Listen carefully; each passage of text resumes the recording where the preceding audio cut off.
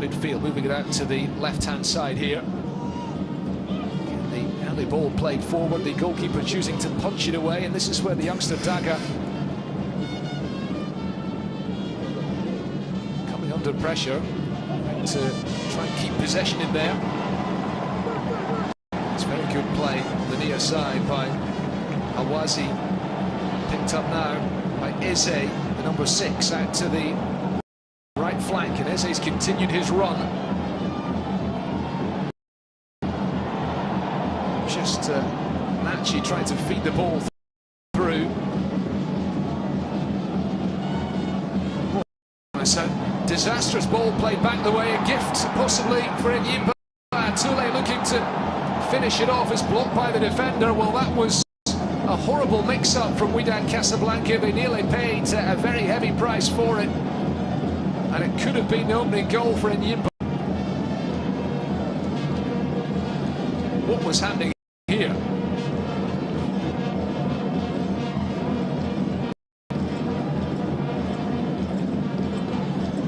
Yeah, well, desperate last-ditch tackle, but I think that's a moment. Oh, you're wondering why. Well, you can understand why Joseph Atule didn't choose to pass the ball, because clearly he had his eyes on the goal, but there was a teammate just to his right. Exactly. This is inexperience, you know. Everybody is eager to score. There were a lot of players covering the post. Then you have your player on the right side. He should have kept his composure and tried and set it up for his colleague to score, but he decided to go solo. Sometimes it happens, you know. But after, I'm sure he's going to watch it and see how he's going to react to it next time. Certainly Finidi George, as manager, a player with terrific experience at the very highest level, will be really wondering why his player didn't look to square that ball to a teammate. It might still come to something. It's Atule again, getting on the end of the corner, maybe just caught a little bit underneath that ball as it arrived to him at the back post. I think this is a great chance. He should have buried it, because I think he saw it coming and he didn't. This is a great chance. He should have buried this ball. Yeah, he got away a little bit too easily from the attentions of his marker Atiyat Allah, who was just looking to the referee and claiming that he might have been pushed there, but nothing was given, and it is an escape for the away team.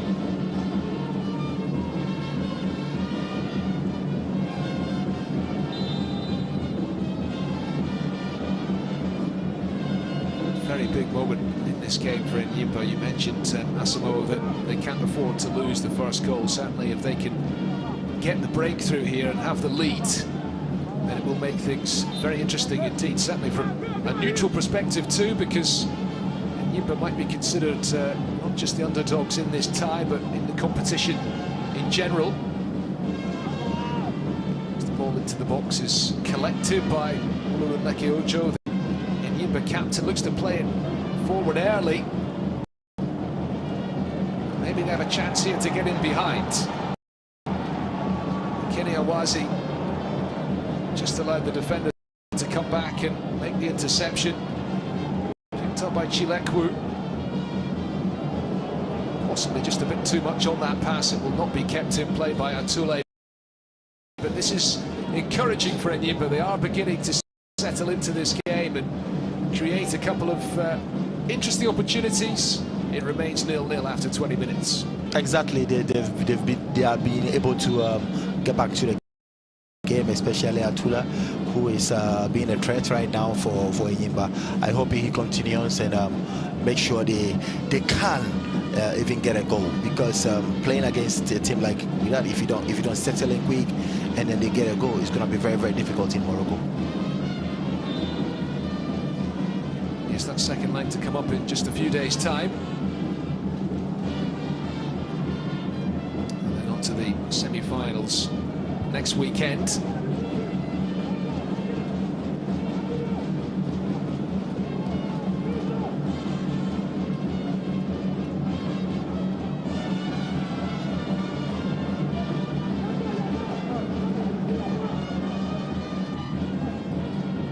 Again, the early ball played forward here.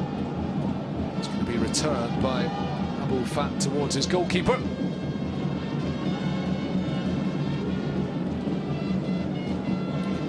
Champions League qualifiers. Wydad were very comfortable winners against another West African team, Afia of Guinea. They won 4-1 over 2 legs to secure a place in the group stage of the Champions League, while Enyimba had lost in the previous round in qualifying, beaten 4-3 on aggregate in a really exciting tie against Al Ahly Benghazi. Means that they will not be involved. The Nigerian champions will not be involved in the Champions League group stage. A Wydad team who didn't win the Moroccan title last season will be in there. They finished a point behind FAR Rabat in the domestic league last season. But they will be in the Champions League, and among the teams they'll be coming up against Asamoah is Simba of Tanzania, another of the competitors in this African Football League. And I think Simba also started well in this African Football League. They were able to hold Al Ahly, who were the favourites, you know, and it was an interesting encounter. Talking about Simba, they've been very, very good within the past couple of years. Right now, they're beating a strong team. Yes, certainly one thing that Simba had on their side the other day in that game against Al Ahly was a huge, passionate crowd inside the stadium. It's not quite the case for Enyimba this evening. Finidi George's team haven't got a full stadium, but nevertheless excellent backing for the People's Elephant from the fans who have made the trip here to Uyo for tonight's game.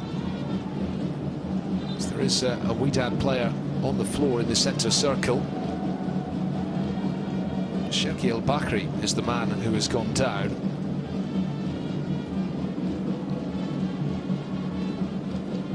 This is the reason why I went up for that aerial challenge with Okechukwu. I think it was the knock to the head, was it? Just the back of the head, which he suffered in that challenge with Chikamuso Okechukwu. And the referee is obliged to stop the game and allow for some treatment here. And certainly Adil Ramsey will be a little bit concerned about the man leading his attack this evening. Finidi George, by the way, was appointed by Enyimba. He doesn't just do this job, he's also the assistant to Giuseppe Seiro with the Super Eagles, which means that in the last couple of weeks he's going to be with the Nigerian squad. Because they've been playing a couple of friendly matches. They played Saudi Arabia and drew 2-2 with Roberto Mancini's Saudi team. They then played Mozambique in another friendly match. They are, of course, getting ready for the AFCON, which is coming up early in 2024 in the Ivory Coast. Nigeria back in that competition, which is great to see.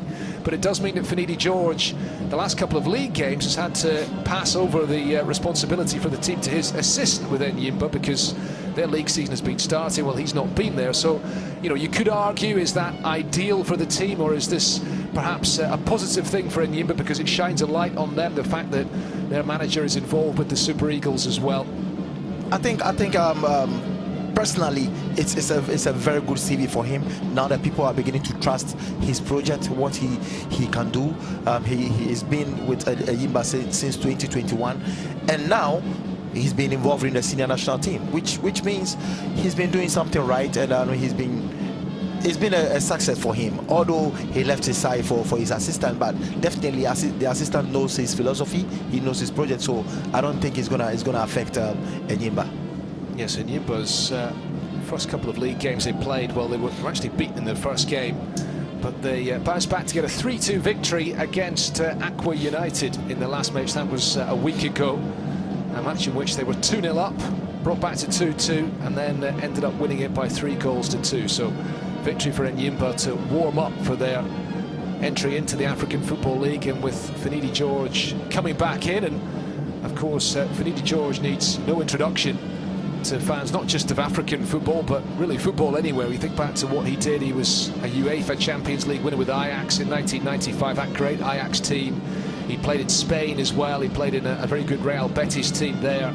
He has a terrific reputation as a player and a coach as well.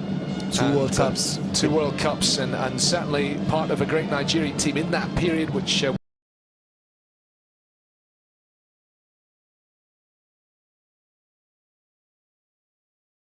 won the AFCON too in the 1990s. A fantastic ambassador for what was a great period in Nigerian football. And honestly, I'm happy for him for him becoming the head coach of Enyimba. Enyimba is a big team in Africa, and it's a big team in Nigeria, and it's a big step for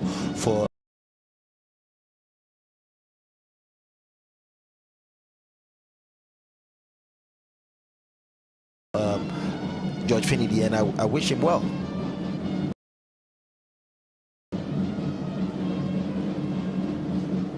Yes, and Jose Peseiro, the Nigerian manager, has been wishing Finidi George well as well publicly in the last couple of days, hoping that Enyimba can do Nigeria proud in this competition. They have possession again, and Wydad waiting for Cherki El Bakri to get the green light to come back on with that heavily bandaged head of his.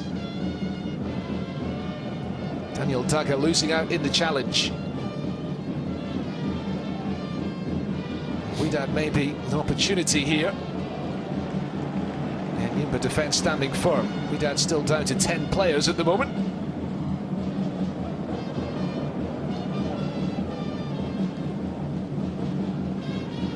Bakri is back on, and Bakri with the touch, looking to play it into the path of Hisham Boussefiane, who will let this ball run behind. It will be another corner to Wydad, and there is the very unusual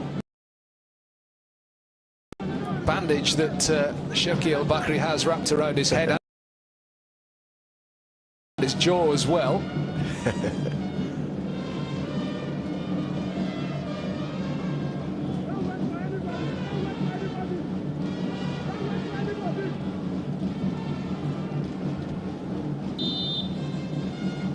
Soufiane Anash then, the bearded Wydad number 24, waiting to take the corner.